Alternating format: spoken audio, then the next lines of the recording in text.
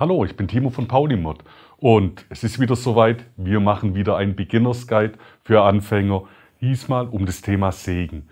Wir zeigen hier eine Holzbandsäge, eine Metallbandsäge, die absoluten Basics, aber auch die Sicherheitsaspekte und natürlich wieder ein Video für Leute, die jetzt noch keine Erfahrung haben und die sich einfach mal grundsätzlich informieren wollen. Seid ihr schon Experten in dem Bereich oder habt ihr schon größere Kenntnisse?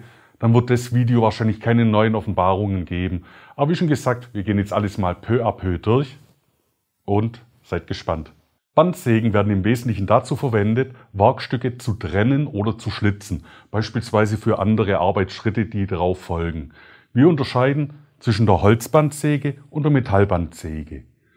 Gleich von vornherein, eine Holzbandsäge ist eine Holzbandsäge und keine Metallbandsäge. Und umgekehrt ist eine Metallbandsäge natürlich auch keine Holzbandsäge. Nein, doch. Was ich jetzt damit meine, will ich kurz erklären. Man kann an einer Holzbandsäge oder man soll dort kein Metall verwenden. A, ist es eine Vertikalsäge, dann sollte da ziemlich aufpassen. Zum Zweiten ist die Sägebandgeschwindigkeit so hoch und zum Dritten bieten wir auch keine Sägebänder an. Davon mal abgesehen ist die Konstruktion jetzt auch nicht geeignet für Metalle, weil es einfach ein bisschen zu schwach ausgelegt ist und die Maschine verziehen kann. Das wirkt sich aufs Ergebnis aus und natürlich auch auf die Arbeitssicherheit.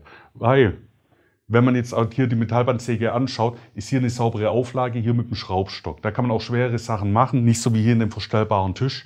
Andererseits gesehen sollte man an der Metallbandsäge auch kein Holz sägen. Warum nicht? Die Elektronik ist nicht abgekapselt und durch den Holzstaub, der dort entsteht, kann es sein, dass hier die Führungen vom Schraubstock zu werden, dass es in die nicht abgekapselte Elektronik geht und dazu Unfug führt und einfach die saugende Wirkung von den Holzspänen quasi das Öl aufnimmt und die Maschine dann entsprechend auch trocken laufen kann. Aber eine Metallbandsäge sollte man natürlich auch immer ein bisschen schmieren. Okay. Das war es jetzt fürs Erste. Jetzt gehen wir ein bisschen mehr in die Details ein. Was ist eigentlich der Aufbau von so einer Säge? Bei der Holzbandsäge besteht der Aufbau hier aus dem Gehäuse, aus dem Sägetisch, Sägeband, Motor, unten die Füße. Man kann die Füße auch weglassen und kann dann quasi den Korpus selber direkt auf den Tisch oder auf den Schrank oder wo man es auch haben will, hinmontieren. Das ist nicht zwingend vorgeschrieben, dass man die Füße montieren muss. Hier sehen wir des Weiteren einen Ein- und Ausschalter mit Notausschalter. Das ist ein sogenannter Kombinationsschalter. Das heißt, ich klappe ihn hoch. Ich kann dann hier starten, stoppen. Es klappt immer wieder nach unten. Falls irgendwas ist, wir merken, ein Werkstück verkantet oder was auch immer passiert, kann man mit einem Schlag die Maschine stoppen.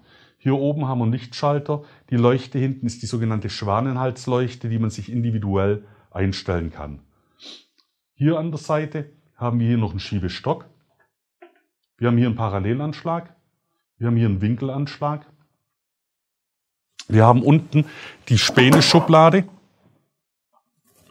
Und jetzt machen wir mal beide Türen auf.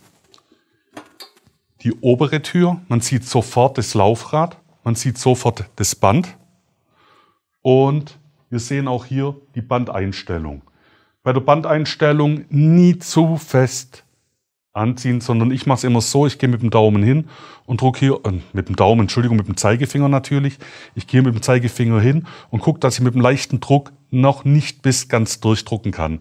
Das heißt, ich sollte mit einem leichten oder mittleren Druck nicht bis ans Gehäuse anschlagen können. Das kann ich nötigenfalls hier einstellen, seht ihr? Locker, wird immer fester, immer fester. Hier meist mal ein bisschen lockerer. Hier auf der anderen Seite, die Führungsschiene ist höhenverstellbar. Man löst hier die Klemmung, dann kann man es hier nach oben oder nach unten drehen. Man passt die Höhe immer der Höhe des Werkstücks an.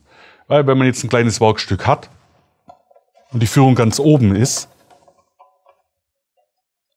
kann das Sägeband schwingen bzw. sich verwinden, was sich wieder negativ auf das Schnittbild auswirkt. Hier oben sieht man auch ganz klar die seitlichen Führungslager. Wir empfehlen, die sollten mindestens einen halben Millimeter Abstand zum Sägeband haben.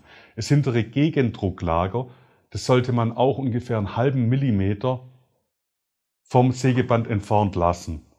Wenn wir hier oben sind, auch nochmal ganz wichtig zu sehen, das Sägeband sollte ziemlich weit vorne laufen. Am besten mit den Sägezähnen im vorderen Drittel. So wie es hier jetzt gezeigt ist, so arbeite ich am liebsten. Ihr könnt hinten, hinter der Maschine, anhand der Einstellschraube, natürlich den Lauf von dem Sägeband verändern. Das kann ich gerne mal an einem praktischen Beispiel demonstrieren. Ich löse hier hinten die Schraube und kann dann hier die Neigung verstellen. Das sieht man hier vorne sehr deutlich. Ich drehe jetzt einfach mal hier an dem Laufrad und ihr seht, je nachdem, wie ich das verstelle, wandert das Sägeband nach vorne oder nach hinten. Ich suche für mich die optimale Position, wie ich sie gerade erklärt habe, und sobald ich die gefunden habe, klemme ich hinten. Ich klemme nur mit dem Finger, mehr braucht es nicht. Und schon ist die Sache eingestellt. Unten haben wir noch das untere Führungslager. Auch da zweiseitige Rollen, Führungsrollen und hinten das Gegendrucklager. Das ist übrigens, was ich gerade erklärt, an jeder Holzbandsäge immer dasselbe. Sieht nur ein bisschen anders aus. Hier natürlich der Tisch. Der Tisch ist schwenkbar. Wenn man hinten die Klemmung löst, kann man den Winkel vom Tisch verstellen. Hier hat man dann quasi den Zeiger, hier hat man die Winkelgradanzeige und dementsprechend kann man die in den gewünschten Winkel einstellen, so wie man es denn gerne hätte. Jetzt wird er wieder runtergesetzt, es wird wieder geklemmt. Wenn wir schon mal hinten sind, können wir auch gleich mal zeigen, dass wir hier einen Staubsaugeranschluss haben. 50 mm, 75 mm, 100 mm. Hier ganz klar der Motor. Und hier die Klemmung vom Motor, dass man ihn bewegen kann. Die Maschine hat nämlich 2 Geschwindigkeiten. Wenn man die Geschwindigkeiten wechseln will, muss man quasi hier diese Schraube lösen, den Motor quasi wegdrehen, um vorne das Band umzulegen. Dazu gehen wir jetzt einfach mal vorne an die Maschine und ihr seht hier das Laufrad und hier die Rollen. Hier sieht man, dass man die 2 Geschwindigkeiten einstellen kann. Wenn ich jetzt den Motor kipp, löst sich das zur Seite. Ich kann den Riemen, den Antriebsriemen entnehmen und einfach umstellen auf schnell oder auf langsam. Ab wann man am besten umstellt, das muss man in der Bearbeitung selbst suchen. Man sagt so, ab einem mittelharten Holz wie Ahorn macht man das. Das heißt, leichte Hölzer, weiche Hölzer, hohe Geschwindigkeit, Harthölzer, niedrige Geschwindigkeit. Hier muss man es auch mit dem Einstellen.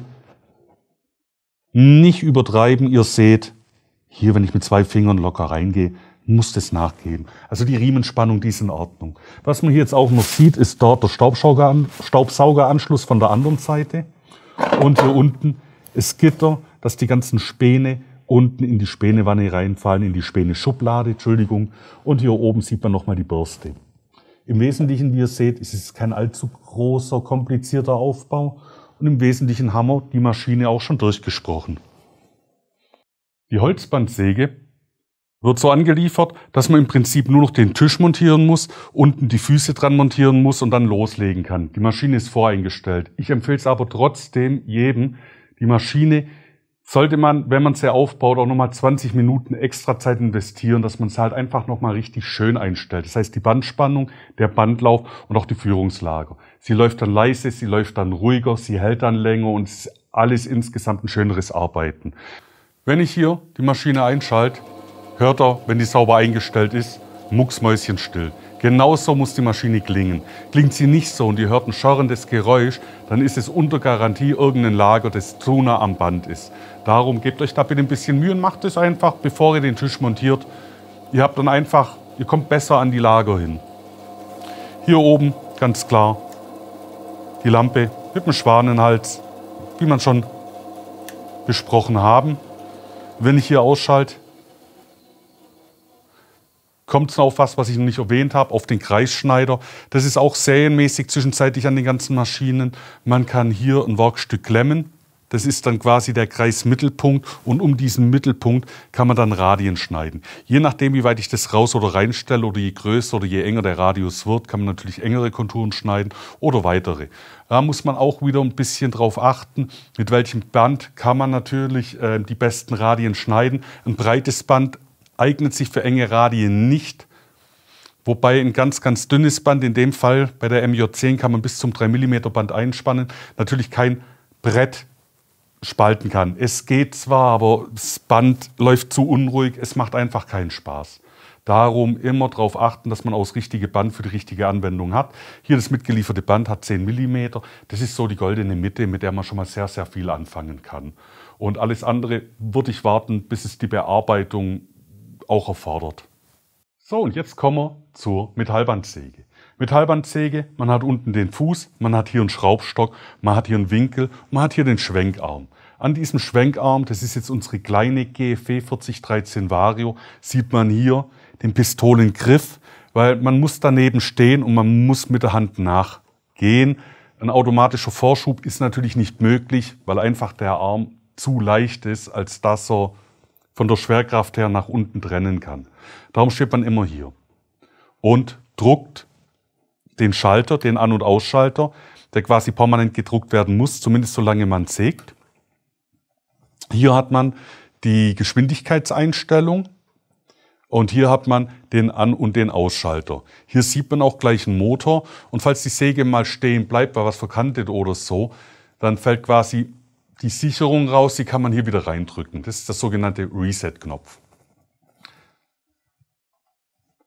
Ich kann es euch gerade mal zeigen. Wenn ich hier jetzt starte, läuft die Maschine noch nicht an, weil ich erst mit der Hand hier an den Pistolengriff gehen muss und drücken muss. Und ihr seht, jetzt läuft die Maschine an. Bei der Maschine ist es so, dass ich die Geschwindigkeit einstellen kann von schnell auf langsam. Bei der Metallbandsäge ist es genauso wie die Holzbandsäge. Je weicher das Material, desto höher die Drehzahl.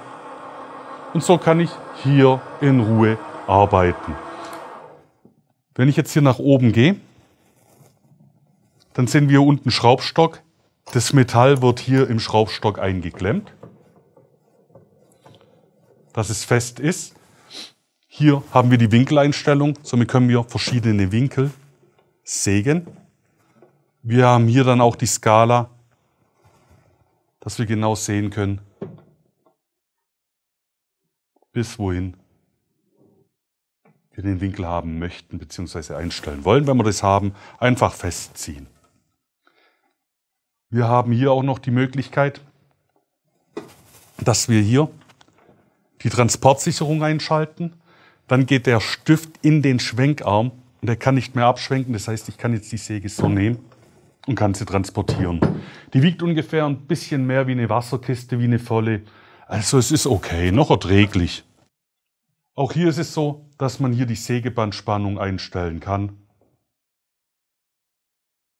Spannen, lösen wird hier angezeigt. Auch hier ist es so, dass man hier quasi eine Sägebandführung hat, die man entsprechend zustellen kann, ähnlich wie bei der Holzbandsäge.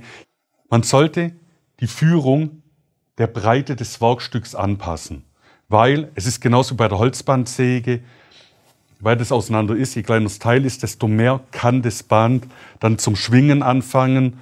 Es kann Vibrationen geben, wirkt sich negativ auf Sägeergebnis aus. Darum sollte man hier auch immer mit dem Schnellverschluss entsprechend es dann einstellen.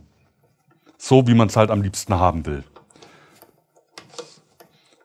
Was hier ganz wichtig ist bei der Säge, die hat auch seitliche Führungsrollen an beiden Seiten. Hier, hier, dort und dort. Und die brauchen im Gegensatz zur Holzbandsäge einen Kontakt mit dem Sägeband. Hintergrund ist, hier hinten sind 2 Laufräder, hier vorne und hier vorne. Und würden wir über diese Führungsrollen das Sägeband nicht in Position zwingen, würde das quasi von uns aus gesehen ganz grob im 45-Grad-Winkel nach hinten gehen, weil natürlich die Flächen hier 90-Grad-Winkel haben. Und hier durch diese Führungen wird das Band quasi gedreht, dass es einen optimal 90-Grad-Winkel hat zum Werkstück selber. Das kann man auch geringfügig selber einstellen, wird aber von euch voreingestellt im Werk. Darum lasst es bitte so, wie es ist. Beziehungsweise geht da wirklich nur ran, wenn ihr jetzt wirklich auch merkt, dass da eventuell ein Fehler ist, aus was für einem Grund auch immer. Hier hat man natürlich auch die Möglichkeit, kleine und große Werkstücke zu spannen. Man kann runde Werkstücke spannen, man kann viereckige Werkstücke spannen, Werkstoffe spannen. Werkstücke. Man kann natürlich runde oder viereckige Werkstücke spannen, nicht Werkstoffe, Blödsinn. Und Dementsprechend, wie groß das ist, kann man natürlich auch einen Winkel verändern. Im Normalfall ist es so, dass das Sägeband 90 Grad zum Werkstück ist. Wenn man natürlich den Winkel verändern will, muss man natürlich beachten, je stärker man den Winkel verändert, desto kleiner muss dann das Werkstück sein. Das heißt, man kann 90 Grad, kann man dann die volle Kapazität ausschöpfen, aber je weiter man den Winkel verstellt, desto kleiner muss natürlich auch das Werkstück werden. Das ist vielleicht jetzt am Anfang ein bisschen komisch zu verstehen, aber wenn ihr einmal mit dem Winkel gearbeitet habt, wisst ihr sofort, wie es geht. Wir werden ja auch praktische Beispiele machen, da werde ich jetzt genauer drauf eingehen, aber das ist jetzt auch wieder so ein Klassiker, da sagt ein Bild mehr wie 1000 Worte. Hier ganz klar der Werkstoffanschlag, den wir haben, um wiederholgenau mehrere Teile zu fertigen. Und da kommt ja auch die eigentliche Stärke von so einer Metallbandsäge ins Spiel. Nicht nur, dass wir uns das lästige Sägen sparen, dass das die Maschine übernimmt, sondern dadurch, dass wir ein dünnes Sägeband haben, haben wir natürlich wenig Verschnitt und haben natürlich auch saubere, genaue Oberflächen, was in der Nacharbeit natürlich uns zugute kommt, dass wir einfach schneller vom Fleck wegkommen in den weiteren Bearbeiten und nicht erst die Fehler im vorhergehenden Schritt erstmal ausmerzen müssen, um dann mit der eigentlichen Arbeit zu beginnen. Das ist natürlich ein riesen Vorteil von den Sägen. So, genauso wichtig wie die Bearbeitung selber, es ist natürlich PSA, die persönliche Schutzausrüstung. Wir müssen uns erstmal klar machen, was lauern hier für Gefahren. Das ist ganz einfach. Schnittverletzungen, man kann Quetschungen haben, dadurch, dass jetzt der Arm, dass man die Finger unter dem Arm hat oder so, sind ja bewegliche Teile. Dass einem irgendwas an die Birne knallt, weil sich ein Werkstück löst oder so, oder dass irgendwelche Späne durch den Raum fallen. Darum, wie schützen wir uns? Zum Ersten natürlich mit einer Schutzbrille. Ganz, ganz wichtig. Eng anliegende Kleidung. Keine Ketten, keine Ringe, keine Armreife oder sonstiges, was uns reinziehen kann. Auch Handschuhe sollte man nicht benutzen. Allerhöchstens zum Sägebandwechsel selber, aber nicht zu der Bearbeitung zum Reinsägen, weil auch die Handschuhe können einen reinziehen. Dann natürlich immer mit Ruhe und mit Bedacht arbeiten, weil hektisch, schnell ist in seltensten Fällen eine gute Idee. Das gilt für die Metallbandsäge natürlich genauso wie für die Holzbandsäge. Sicherheitsschuhe würde ich euch auch empfehlen, gerade wenn man bei der Metallbandsäge größere Werkstücke sägt und die runterfallen, ihr dran steht und keine Sicherheitsschuhe anhabt, kann es natürlich auch gleich zur Verletzung führen. Wahrscheinlich jetzt im Hobbybereich zu keinen großen, aber wenn es auch nur Aua tut, das soll ja auch irgendwo nicht sein. Darum entscheidet da selber, inwieweit ihr da geht. Ich empfehle es euch, macht euch selber da einen Kopf drüber. Und jetzt gehen wir im weiteren Punkt nochmal auf die Feinheiten ein. Wir müssen hier schauen, dass wir die Werkstücke hier sicher spannen in diesem Schraubstock, dass die wirklich richtig fest und stabil drin sind. Hier bei der Säge ist es so, wir müssen die sauber im Griff haben. Wir haben hier den Winkelanschlag, mit dem wir das Werkstück führen können. Und wenn wir jetzt merken, wir haben jetzt ein kleines Sägestück und das ist hier zwischen diesem Parallelanschlag und dem Band und das Sägeband läuft, kann man natürlich die Maschine ausmachen, kann es dann rausholen. Man kann aber auch hier mit dem Schiebestock, wenn man einfach in die Nähe kommt, das Werkstück mit dem Schiebestock rausziehen. Wenn man in Schiebestock sägt, kein Problem, kann man auch nachkaufen, ist jetzt nicht die Welt, aber es ist natürlich ein richtiger Mehrwert an Sicherheit. So, jetzt kommen wir zum Fazit. Fazit heißt eigentlich im Prinzip, für wen lohnt sich die Anschaffung von einer Bandsäge, egal ob jetzt Metall oder Holz. Für die Leute, die regelmäßig daran arbeiten, die Vielseitigkeit schätzen und die auch komplexere Arbeiten machen wollen und das mit einer hohen Zeitersparnis. Wer jetzt so eine kleine Werkstatt hat oder einfach nur beengte Platzverhältnisse, der kann natürlich hier auf tragbare kleine Sägen ausweichen. Wer natürlich den Platz hat und größere Sachen macht, kann natürlich auch auf große, sogar auf stationäre Sägen gehen. Im Gleichen gilt es natürlich auch für die Holzbandsäge, die MJ9 und die MJ10. Die sind vom Gewicht her noch händelbar. Die MJ9 natürlich leicht wie die MJ10, aber die hier ist auch mit unter 40 Kilo auch noch transportabel. Bei den größeren wird es dann schon schwerer. Auch wieder ein Punkt, fester Stand, hätte ich eigentlich bei PSA sagen müssen, darum sage ich es jetzt, weil ich es dort vergessen habe, bitte nicht auf Rollen stellen. Ganz wichtig, fester Stand, A und O. Wirklich, das Wichtigste kommt ganz am Schluss. Wir werden jetzt im nächsten Teil Späne fliegen lassen, Holzspäne sowie Metallspäne. Und dann werden wir an den einen oder anderen Praxistipp kommen, der auch für die Fortgeschrittenen unter euch oder auch vielleicht für den einen oder anderen Experten ganz interessant wäre. Ihr wisst, wir arbeiten gern mit euch zusammen. Darum vergesst auch nicht, unten einen Kommentar reinzusetzen. Folgt uns auf unseren Social-Media-Kanälen. Ihr wisst ja, Facebook, Instagram. Wir sind eigentlich da fast überall vertreten. Und wir freuen uns natürlich, mit euch immer in Kontakt zu treten und auch festzustellen, was ihr so wollt, wie wir euch helfen können. Wenn ihr merkt, es fällt ihr hier auf fruchtbaren Boden. Wir produzieren ja für euch und das wollen wir auch weiterhin machen. In dem Sinne, macht's gut und habt eine schöne Zeit. Bis zum nächsten Mal.